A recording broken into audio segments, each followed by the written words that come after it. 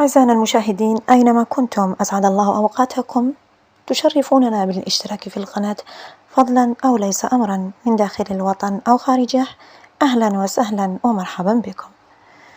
رانيا إزميرالدا التي أثارت ضجة في مواقع التواصل الاجتماعي بعد وفاة زوجها والحادث الذي وقع له، حيث سقط الخبر كالصاعقة عليها فجأة لتسمع خبر وفاة زوجها، ولكنها لم تتقبل الأمر لتدخل في مرحلة اكتئاب حاد كادت تودي بها إلى الجنون.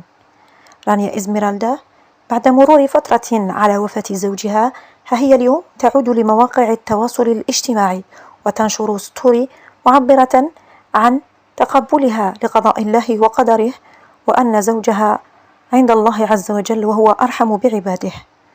وقالت رانيا إزميرالدا أنها عادت لمواقع التواصل الاجتماعي